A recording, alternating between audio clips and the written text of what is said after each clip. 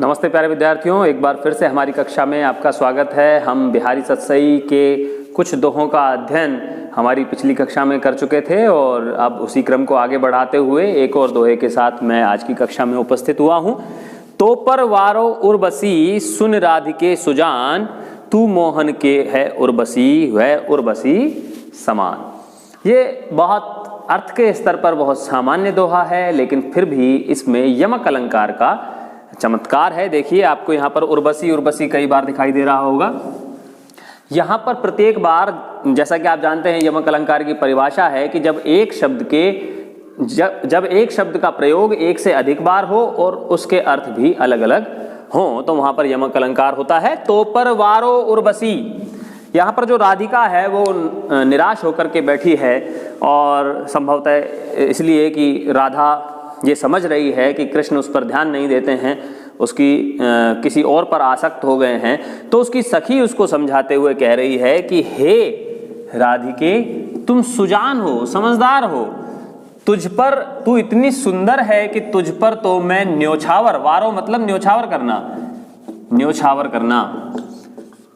तो पर वारो उर्वशी, तुझ पर तो मैं उर्वशी जैसी सुंदरी जो अप्सरा है उसे भी न्योछावर कर सकती हूँ। तुझ पर तो इतनी सुंदर अप्सरा उर्वशी तक को न्योछावर किया जा सकता है। तू समझदार है, तू अपने मन में धैर्य को धारण कर। तू मोहन के है उर्वशी, तू हृदय में उर्वशी, उर का मतलब है हृदय, बसी का मतलब है में बसी हुई है। तू तो मोहन के हृदय में बसी हुई है, इसीलिए तू अधिक चिंता मत कर।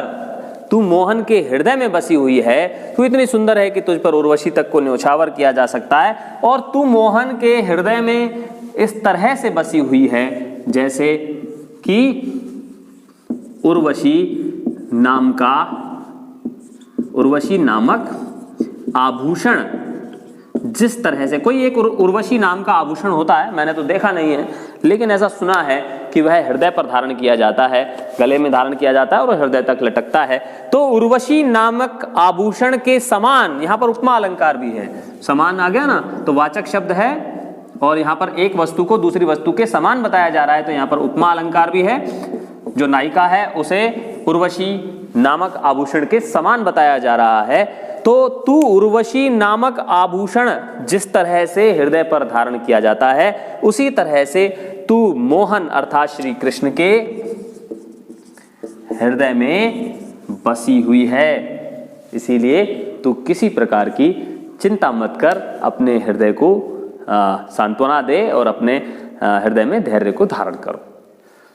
एक और दोहा मैंने यहाँ लिख दिया है, कहत नटत रीझत खिजत मिलत खिलत लजियात, भरे भोन में करत है नैनन हीसों बात। ये दोहा वो दोहा है जिसकी वजह से, ऐसे दोहों की वजह से बिहारी लाल को कहा जाता है कि उन्होंने गागर में सागर भर दिया है, कम शब्दों में अधिक बात कह दी है। तो देखिए क्या हुआ है, एक दृश्य बनाया गया है कि एक कक्ष है जहां पर नायिका है। भवन का मतलब है भवन, भवन का क्या मतलब है, भवन। एक ऐसा भवन है, एक ऐसा कक्ष है जहां पर एक कोने में नायिका बैठी हुई है, दूसरे कोने में नायक बैठा हुआ है और बहुत सारी भीड़भाड़ वहां पर है, सबके दोनों के परिजन भी वहां बैठे हुए हैं। अब वहां एक दूसरे से बातचीत नहीं की जा सकती है उन्मुक्त भाव से, क्योंकि सामाजिक मर्यादाएं हैं, उनके बंधन हैं, तो बातचीत नहीं की जा सकती है। लेकिन फिर भी आंखों ही आंखों में किस तरह से बातचीत की जा रही है, वह उसका एक चमत्कारपूर्ण वर्णन यहाँ पर हुआ है कि कहत,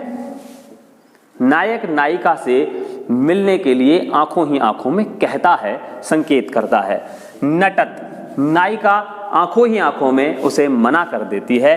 रीझत, वह उस पर रीझता है, मुग्ध होता है, मुस्कुराता है और उसे मनुहार करता है आंखों ही आंखों में। खिजत, तो नायिका खींच जाती है, खींच इसलिए जाती है कि कहीं परिवार वाले हमारे इस नेत्रा आलाप को कहीं देख न लें, कहीं मुझे शर्मिंदा ना होना पड़े, इसलिए वह खींच जाती है। लेकिन जैसे ही वह खींचती है, उनके नेत्र आपस में मिल जाते हैं और जब नेत्र मिल जाते हैं तो नायक खिल जाता है, नायक आनंदित हो जाता है, उसके चेहरे पर प्रसन्नता छा जाती है और उसी समय नायिका लज्जित हो जाती है, शर्मा जाती है, सकुचा जाती है और इस तरह से भरे हुए भवन में नायक और नायिका नेत्रों से ही सारी बात कर लेते हैं।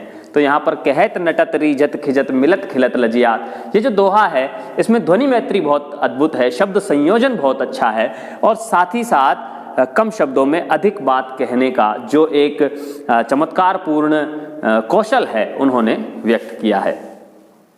एक और दोहा मैंने आपके सामने लिख दिया है। कौन भांति रही है विरुद्ध, अब देख अभी मुरार, बीधे मौसो आई के गीधे गीदही तार। ये भी बिहारी लाल जी का भक्ति रस से भरा हुआ एक दोहा है, जिसमें उन्होंने भगवान को सीधे सीधे चुनौती देते हुए भगवान के प्रति जिसकी निष्ठा होती है, जिसकी श्रद्धा होती है, वह उससे मित्रता का संबंध जोड़ लेता है। कभी कभी ऐसा होता है कि भक्त भी भगवान से मित्रता का संबंध जोड़ लेता है और जब भगवान किसी की पुकार नहीं सुनता है तो कई बार वह जो भक्त होता है वह भगवान को भी चुनौती प्रदान कर देता है। यहाँ चुनौती प्रदान तो की गई है, लेकिन भगवान की कृपा प्राप्त करने के लिए ही चुनौती प्रदान की गई है। ऐसा ना समझिएगा कि भगवान भक्त जो है भगवान को चुनौती दे रहा है युद्ध करने की या लड़ाई करने की, ऐसा नहीं है।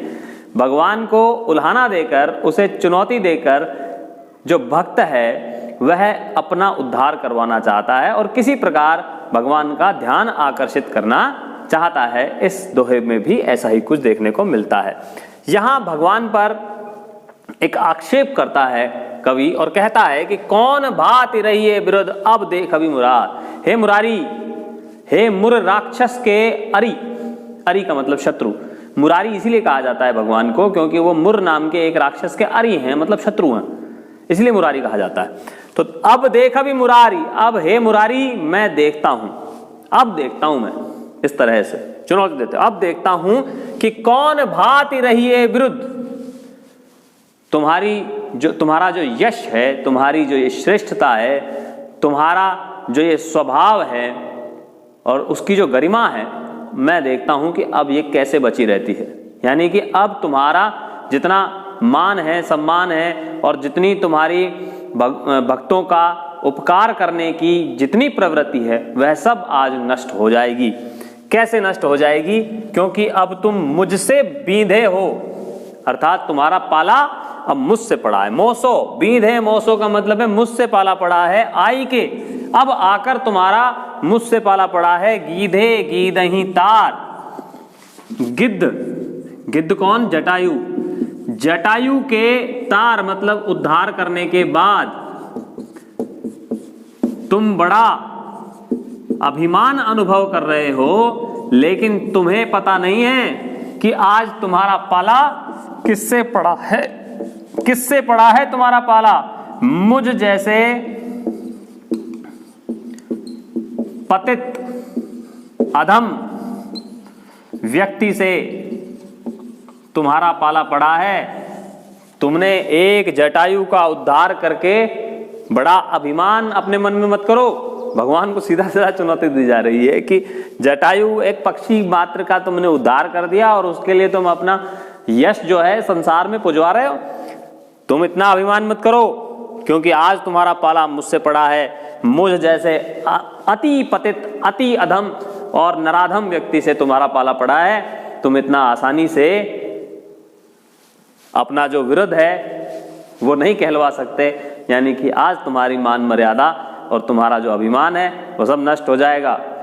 यहाँ चुनौती तो दी गई है, लेकिन इसके माध्यम से क्या संकेत है? संकेत यह है कि मैं बड़ा पापी हूं, हे भगवान तुमने जटायु का तो उद्धार कर लिया, लेकिन मेरा भी उद्धार कर दो।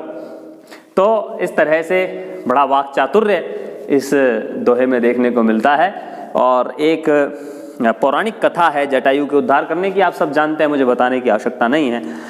उस पौराणिक कथा के माध्यम से भगवान को उपालंब देते हुए चुनौतीपूर्ण शब्दों में भक्त के मन में भगवान के प्रति जो उसकी श्रद्धा है उसको व्यक्त यहाँ पर किया गया है। तो चलिए आज की कक्षा में इतना ही। बहुत बहुत धन्यवाद, शुक्रिया।